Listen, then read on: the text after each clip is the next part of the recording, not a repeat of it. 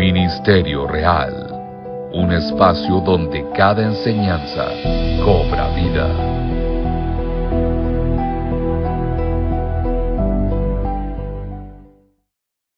Que Dios les bendiga, hermanos. Hoy queremos compartir una reflexión titulada Delegar con confianza, el arte de soltar el control. Todos sabemos que toda institución compuesta por seres humanos necesita buenos hábitos y administración, con el fin de mantener en marcha los procesos y alcanzar el crecimiento deseado. La Iglesia es también una institución, pero es una muy especial porque nace en la mente de Dios, pero está compuesta por personas también. Si las empresas terrenales reconocen la importancia de las buenas prácticas administrativas, ¿cuánto más la Iglesia del Señor? Y un aspecto fundamental de toda buena administración es la capacidad de delegar tareas o asignaciones. Delegar simplemente significa conferirle a otra persona la ejecución de una tarea en lugar nuestro. Es asignar una responsabilidad específica bajo nuestra supervisión. Esto no es una opción, sino una necesidad que surge del propio crecimiento. Cuando un evangelista, por la gracia de Dios, logra levantar una congregación y es de hecho el ministro en esa congregación, es muy probable que al principio tenga que hacerlo todo. Estudios bíblicos, sermones, dirigir las alabanzas, gestionar las ofrendas, hacer consejería, mantenimiento del local de reunión, en fin, hacerlo todo. Pero conforme va creciendo esa obra, hacer todo esto solo se vuelve insostenible. La falta de una delegación eficaz trae sus consecuencias.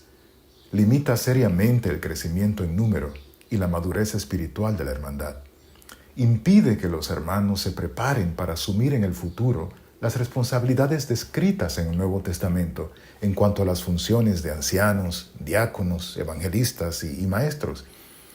Y en caso de ausencia del ministro, se puede estancar la agenda de trabajo de la congregación. Por otro lado, la relación del ministro con su propia familia también resulta afectada, pues la esposa y los hijos pueden llegar a ver a la iglesia como un obstáculo, como algo que les está robando el tiempo que el esposo y padre les debe dedicar. Otro punto lamentable es que, debido a la sobrecarga de compromisos, es probable que al ministro no le alcance el tiempo para su propio crecimiento espiritual, pero las razones por las cuales no suele delegarse pueden ser varias y muy distintas. Por un lado, puede haber falta de confianza en la capacidad de los demás. También puede haber temor a ser usurpado en sus funciones, miedo a perder algún tipo de sustento, o simplemente una mala comprensión del concepto de autoridad y de a quién pertenece realmente. Sin embargo, usted debe ejercer en los demás la misma confianza que en su momento alguien más le confió a usted. Si está ejerciendo alguna función dentro del pueblo de Dios, es porque algún hermano, movido por el Señor, tuvo la visión de que los pocos o los muchos talentos que usted tiene podían ser útiles en la obra. Como ministro, anciano, diácono, usted debe reconocer que tampoco es perfecto, que tampoco lo sabe todo, pero alguien, en algún momento del pasado, le dio a usted una oportunidad y le dio su confianza. Piense en el ejemplo que el mismo Dios nos da a través de toda la Biblia. Delegó en Adán la responsabilidad de cuidar el huerto del Edén, cuando éste no tenía ninguna experiencia en absolutamente nada. Por supuesto, tenía el conocimiento transmitido de manera sobrenatural por el mismo Dios. Ya era todo un hombre, sabía hablar, pero tenía cero experiencia, un currículum completamente en blanco. Pero el Señor le dio la oportunidad, asignándole tareas, atender el huerto, nombrar animales, procrear, etc. Y mientras trabajaba en la tierra, sin saberlo, estaba trabajando en sí mismo, aprendiendo, preparándose. Considere además el caso de Jesucristo, quien escogió a 12 hombres sin experiencia en asuntos de fe, los entrenó durante 3 años y luego se fue y los dejó a cargo del mayor proyecto de transformación espiritual y social que se haya registrado en la historia humana. Si hubiese sido por nosotros, en cambio, tal vez habríamos desechado a cada uno de los apóstoles. Hubiésemos dicho, bueno, Pedro no, porque es muy impulsivo. Judas tampoco, ese es ladrón y tiene impulsos suicidas. Juan y Jacobo, los hermanos, no, tienen muy mal carácter. Simón el celote estuvo relacionado con un grupo guerrillero. Y Mateo no tiene buena reputación porque fue recaudador de impuestos. A Tomás ni hablar, a ese le falta fe, siempre está pidiendo pruebas y hasta faltó a una de las reuniones. Pablo, ese tampoco, porque cree que sabe mucho y además era perseguidor de la iglesia. Y de esa manera, hermanos, estaríamos rechazando a todo el mundo y considerándolos incapaces sin tomar en cuenta que en ellos está el mismo espíritu que nos guía a nosotros y que nos capacita para toda buena obra. Si la iglesia en el primer siglo pudo crecer tan rápidamente como lo hizo, fue porque Cristo supo delegar en sus apóstoles, pero ellos también delegaron en otros para no descuidar la oración y el ministerio de la palabra. Organizar congregaciones no siempre fue labor directa de los apóstoles, sino de hombres como Timoteo, como Tito, entre otros, quienes a la vez prepararon a otros hombres, encargándoles funciones, y todo sucedió en un tiempo relativamente corto. Pero a veces dejamos que el tiempo pase y pase sin pensar que lo que se esconde detrás de nuestra falta de confianza en los demás es realmente falta de fe en Dios, por no creer que Él puede usar a cualquiera para conseguir sus propósitos. Por otro lado, no debe haber temor a ser sustituido en algún momento. Recuerde que la obra es de Dios, no suya. Todo siervo del Señor debe saber que las funciones no son eternas y no son estáticas. Alguien que hoy es diácono o evangelista, mañana bien pudiera ser anciano o simplemente pasar a tener un rol de asesor. Pero cada uno trabaja con el mismo objetivo: glorificar a Dios y edificar a su pueblo mediante una administración conforme a las Santas Escrituras. Y la mejor muestra de que usted ha hecho un buen trabajo es comprobar que las cosas pueden marchar bien a pesar de su ausencia.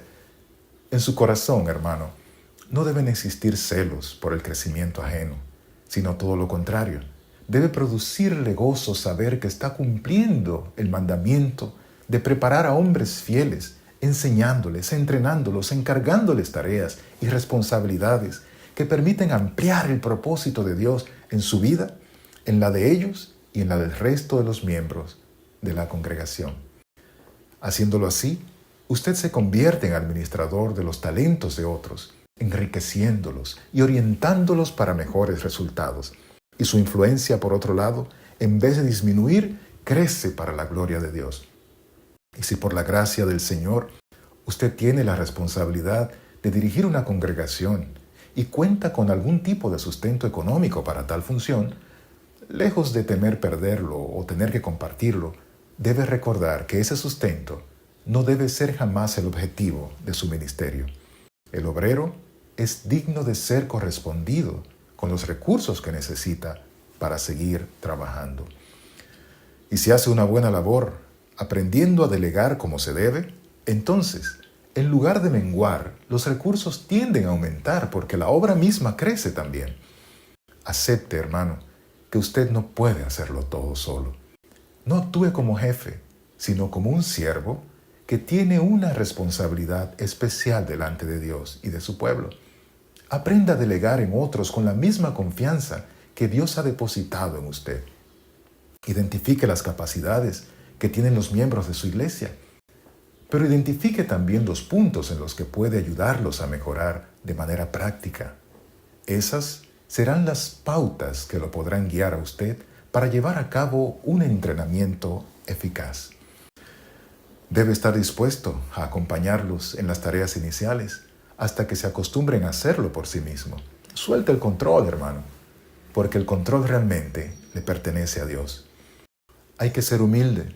Hay que aceptar el consejo tal como Moisés lo aceptó de su suegro Jetro y terminó beneficiándose él, su familia y toda la congregación de Israel.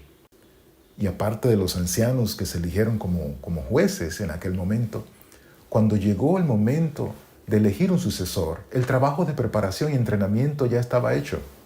Y Josué no lo decepcionó. Dios estuvo con él tal como estuvo con Moisés. Pero esa preparación se fue dando poco a poco con cada tarea delegada, acompañando a Moisés en el Sinaí, yendo a reconocer la tierra junto a otros 11 hombres, tomando las armas cuando fue necesario, estando siempre disponible en el tabernáculo. Y cuando faltó Moisés, la obra no se cayó. El pueblo siguió adelante, se repartieron las tierras, conquistaron Canaán, pero todo inició con un voto de confianza. De igual manera, Dios estará con cada hermano sobre cuyos hombros delegue algún grado de responsabilidad o cualquier tarea, por pequeña que sea. Dios estará con esa persona, tal como ha estado con usted hasta ahora. Y todo va a estar bien, porque repito, la obra es de Dios y de usted la satisfacción de servirle. Al final, tendrá que rendir cuentas delante del Señor por la manera en que administró su empresa en esta tierra. Pero qué bueno será cuando escuche la voz del Señor diciéndole: bien hecho, buen siervo y fiel. Sobre poco has sido fiel, sobre mucho te pondré. Entra en el gozo de tu Señor. Así que, hermano mío, delegar es un arte que se perfecciona con la práctica. Y tome en cuenta que debe hacerlo no con fuerza ni como teniendo señorío sobre los hermanos, sino con solicitud, para que las cosas se hagan de manera voluntaria, con amor. Delegue pensando en su propia salud espiritual, física y emocional. Después de todo, Dios lo necesita vivo a usted para que siga trabajando en su obra. No olvide que su familia es su principal ministerio. Y tanto su esposa como sus hijos necesitan tiempo de calidad, pero también de cantidad. Dedíqueles ese tiempo mientras otros hermanos se encargan de tareas que usted puede asignarles. Y la congregación seguirá ahí y verá con cuánto gozo su familia también se integrará para colaborar con usted en todo lo que haga falta. Delegue de tal manera que su influencia continúe sirviendo de inspiración para otros cuando usted ya no esté presente, y que su congregación siga creciendo en número y en espiritualidad gracias al buen trabajo realizado para la gloria del Señor y para la edificación del cuerpo de Cristo. Finalmente, hermano, tenga confianza en Dios y delegue, porque Él siempre ha tenido y seguirá teniendo el control. Que Dios le siga bendiciendo.